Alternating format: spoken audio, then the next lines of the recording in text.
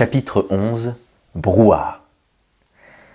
Dans l'immense salle des gardes de l'ancien palais du Louvre, autrement appelée salle des Cariatides, une agitation insolite régnait vers la fin de ce mois d'octobre 1658. Grincement de scie, tambourinage impatient des marteaux des ouvriers du théâtre. Une scène fut montée et l'on commença à l'équiper.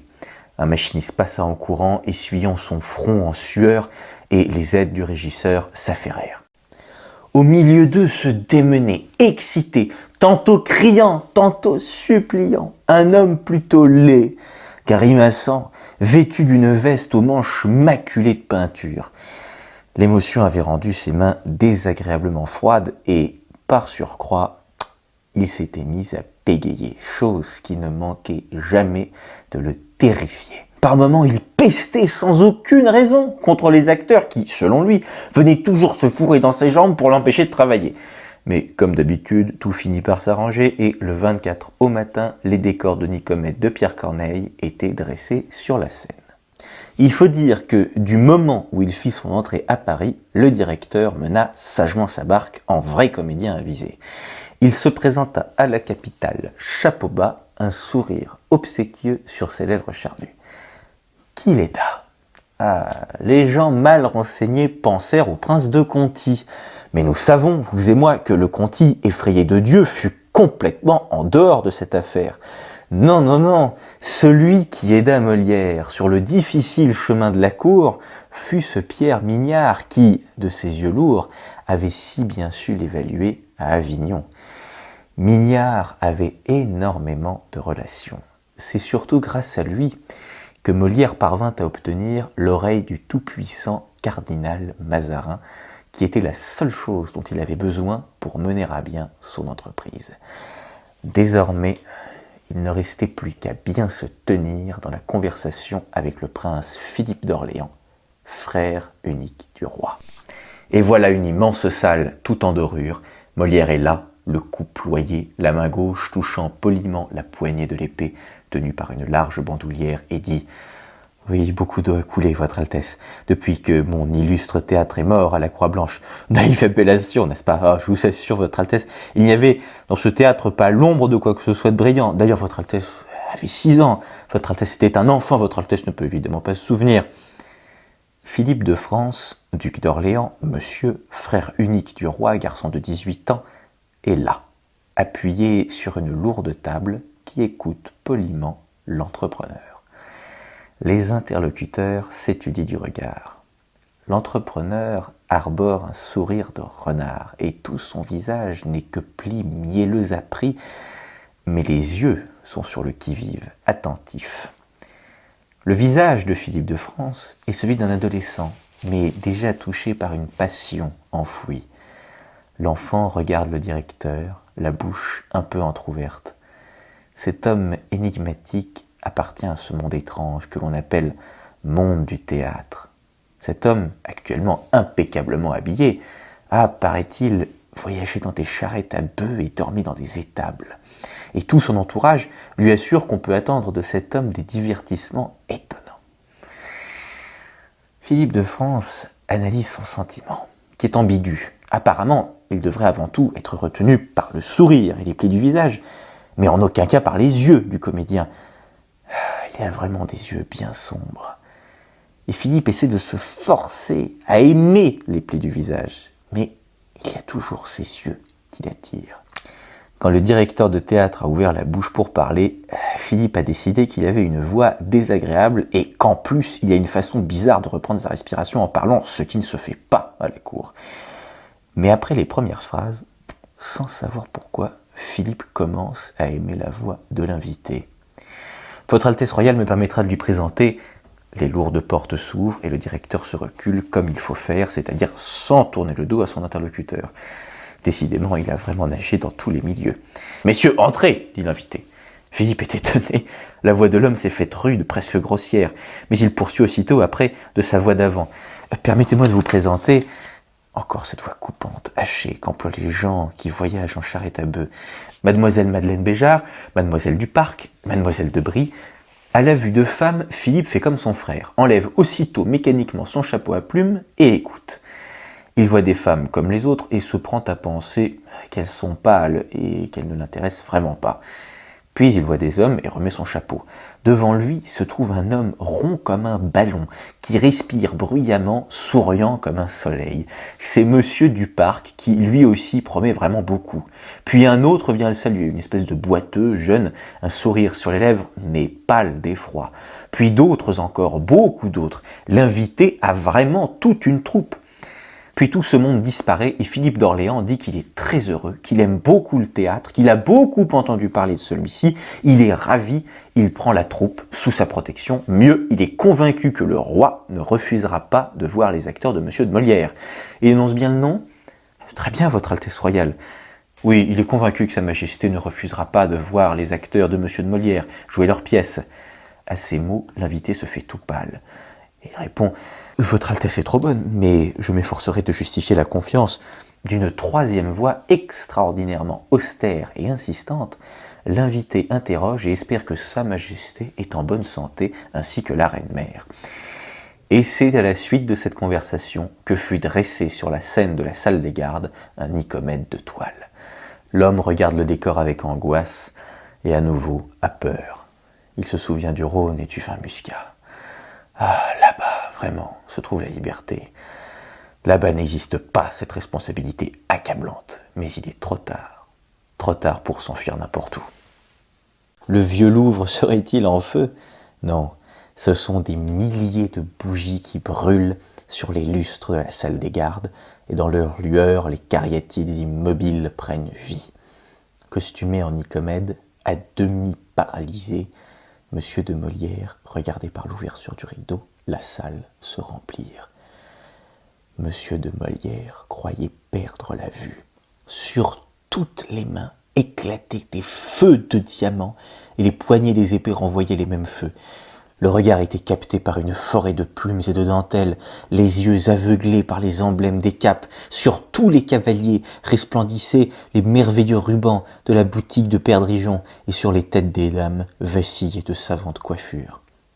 Toute la cour, toute la garde était dans la salle. Et devant tout le monde, assis dans un fauteuil à côté de Philippe de France, se trouvait un jeune homme d'une vingtaine d'années, dont la vue fit défaillir le directeur de la troupe. Cet homme était le seul à avoir conservé son chapeau sur la tête. Dans le brouillard des respirations, Molière parvint à distinguer le visage hautain du jeune homme, les yeux qui ne sillaient pas, la lèvre inférieure avancée en une moue capricieuse. Mais dans le lointain, Molière pouvait distinguer des têtes qui ne l'effrayaient pas moins que le visage altière et froid du jeune homme en chapeau à plumes. C'était celle des acteurs royaux de l'hôtel de Bourgogne. « Oh, je m'y attendais », pensa mélancoliquement le directeur. « Ils sont tous là. » Il reconnut Madame Desœillets, célèbre pour sa laideur et pour le fait qu'elle était sans rival en France dans l'interprétation des rôles tragiques, et derrière elle se pressaient les visages de Monsieur Montfleury, Beauchâteau, Raymond, Poisson, Autroche, Villiers. Ce sont eux, les acteurs du roi, la troupe de Bourgogne. Le premier signal du début retentit et le directeur s'écarta du rideau. Il y eut un autre signal, la salle se tut, le rideau s'ouvrit et sur la scène s'élevèrent les mots de la reine Laodice. « Seigneur, je vous l'avoue, il doit m'être bien doux. » À mesure que la représentation se déroulait, une perplexité croissante s'emparait de la salle. Quelqu'un risqua un tout sautement. Puis il y en eut un autre, et un troisième, et tous les acteurs savent ce que cela veut dire. Puis commencèrent les chuchotements, les échanges de regards étonnés. Que se passait-il ? Depuis 2 semaines, un nom, Molière, se répandait en tout Paris, mettait en émoi la ville et la cour. Molière à droite, Molière à gauche. Vous êtes au courant ? Un provincial, on le dit étonnant. Et en plus, il écrit aussi. Sa Majesté de 24 ans sera dans la salle des gardes. Vous y êtes invité ? Molière. Molière partout, Molière. Qu'est-ce que cela, messieurs ? À l'hôtel de Bourgogne, on joue beaucoup mieux Corneille. L'ennui a commencé à s'installer sur les visages des courtisans. Oui, elle est mignonne, cette Duparc, quant à Molière lui-même. Non, il n'est pas mauvais, mais il a une drôle de manière de dire les vers. On dirait de la prose. Bizarre. Il y avait cependant un spectateur dont les yeux ne brillaient pas d'ennui, mais d'une joie méchante. Cet homme gras et sanguin était Zacharie Montfleury, l'une des têtes d'affiche de l'hôtel de Bourgogne. À côté de lui, Autroche et Villiers chuchotaient à voix basse. Nicomède s'acheva sur de maigres applaudissements de la salle. Le jeune Orléans était atterré. Il restait enfoncé dans son fauteuil, la tête rentrée dans les épaules, sans pouvoir lever les yeux.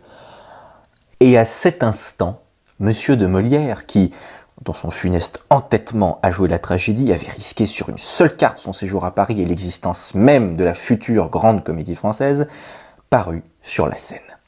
Des perles de sueur goûtaient à son front. Il salua et ébaucha un sourire charmeur. Il ouvrit la bouche. Il voulait parler. Les murmures cessèrent dans la salle. Et M. de Molière parla. Il dit qu'il devait avant tout remercier la reine-mère, Anne d'Autriche se trouvait dans la salle, et Sa Majesté pour la bonté et l'indulgence dont ils avaient fait preuve en pardonnant à des défauts manifestes et inexcusables. « Ah, il reprend encore cette voix, le maudit !» pensa Philippe d'Orléans, qui ne songeait plus maintenant qu'à la honte et au désagrément. « C'est une calamité en voiture à bœufs qui est venue me tomber dessus à Paris !» Monsieur de Molière poursuivait. « Non, il dirait même davantage, leur majesté avait pardonné à son impertinence. »« Va te faire pendre, toi et tes sourires !» pensa Orléans. Mais le reste de l'assistance accueillait ces sourires sans déplaisir. Mieux, elle en était ravie. Et Monsieur de Molière poursuivit son habile adresse.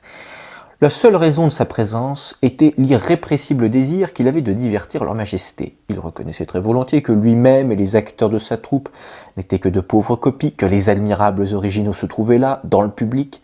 De nombreuses têtes se tournèrent vers les acteurs de l'hôtel de Bourgogne. Mais votre majesté nous permettra peut-être de lui présenter une petite farce. Ce n'est évidemment qu'une bagatelle, indigne de son attention, mais la province a beaucoup ri. Le jeune homme à l'air altière s'agita pour la première fois sous son chapeau à plumes et acquiesça d'un geste poli. Alors, nageant dans la sueur derrière le rideau baissé, ouvriers et acteurs transformèrent en quelques minutes la scène et dressèrent le décor du docteur amoureux que M. de Molière avait écrit au cours de ses nuits d'insomnie vagabonde. Les fiers et solennels héros de la tragédie de Corneille cédèrent la scène à Gorgibus, Gros-René, Sganarelle et autres personnages de la farce. Dès que fit irruption sur les planches un médecin amoureux en qui il était bien difficile de reconnaître le Nicomède de l'instant précédent, les sourires fleurirent dans la salle. À la première réplique, ce furent des rires, et quelques instants plus tard, les rires s'étaient transformés en grondements. Et l'on vit le jeune homme superbe se renverser contre le dossier de son fauteuil et essuyer, sanglotant, les larmes de ses yeux. Et soudain, à son propre étonnement, Philippe d'Orléans se prit à glapir de rire. Le regard du médecin amoureux s'illumina d'un coup.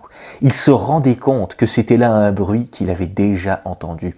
Et pendant qu'il ménageait entre les répliques les pauses nécessaires à l'écoulement des vagues de rire, il se rendait compte qu'il avait affaire au bruit intraduisible, bien connu et toujours annonciateur du succès, qui avait reçu dans la troupe le nom de brouhaha.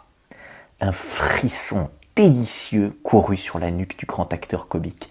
Il pensa « victoire !» et se donna tout entier. Et les mousquetaires qui montaient la garde devant les portes et qui ne devaient en aucun cas se départir de leur impassibilité, se mirent à leur tour à hoqueter de rire. Les seuls à ne pas rire dans la salle étaient les acteurs de l'hôtel de Bourgogne, à l'exception de Desœillers et d'une autre personne. « À moi, vierge très pure !» Et les mots cognaient dans la tête du médecin. « Tiens, public, prends ça, et encore ça, aide-moi, gros du parc !»« Diable, diable, quel acteur !» se disait Montfleury, catastrophé. Il parcourut l'assistance d'un regard éteint, vit à côté de lui Villiers, pétrifié. Et un peu plus loin, après Villiers, seul de tous les acteurs de l'hôtel à rire sans arrière-pensée, il était là, les yeux brillants. Un homme couvert de dentelles et de rubans, une longue épée attachée à la hanche, ancien officier de la garde, qui avait changé son nom encombré de particules pour le bref pseudonyme de théâtre de Floridor. Cet homme au nez busqué, au visage fin, était un remarquable tragédien et le meilleur interprète en France du rôle de Nicomède. Mais qu'est-ce qui lui a pris de commencer par se ridiculiser en Nicomède, pensait Floridor en se tordant de rire. Il voulait me faire concurrence, mais pourquoi faire? Il n'y a qu'à partager la scène en deux. Donne-moi la tragédie, je te passe la comédie. Quelle technique! Quelle technique! Qui peut bien rivaliser avec lui? Scaramouche peut-être, et encore. Le final du médecin amoureux fut couvert par un tel brouhaha qu'on crut un instant que les cariatides allaient s'écrouler. Ah, merci Orléans, merci, pensait Zacharie Montfleury, pendant que les machinistes se pendaient aux cordes et que les rideaux remontaient sur la scène. Ah, tu nous as bien eu avec tes provinciaux. Le rideau se baissa, remonta, se baissa à nouveau, il remonta et se baissa encore et encore. Molière se tenait près de la rampe, saluait, et la sueur de son front dégoulinait sur les planches. Mais d'où vient-il? Qui est-il? Et tous les autres? Et ce gros du parc? Et la servante? Où ont-ils appris? Ils sont plus forts que les Italiens, messieurs. Les grimaces de ce Molière, votre majesté. Je vous l'avais bien dit, votre majesté. Philippe d'Orléans avait pris une voix pleine d'assurance, mais Louis ne l'écoutait pas. Il s'essuyait les yeux de son mouchoir comme pleurant la perte d'un proche. Ah, tendre grand-père Cressé maintenant mort, si tu avais pu te trouver dans la salle des gardes le 24 octobre 1658, les acteurs de son Altesse, le duc d'Orléans, Philippe de France, auront la salle du Petit Bourbon. Une pension permanente leur sera allouée par le duc. Ils joueront en alternance avec la troupe italienne. Un jour les Italiens, un jour les Français. Exécution et vogue la galère.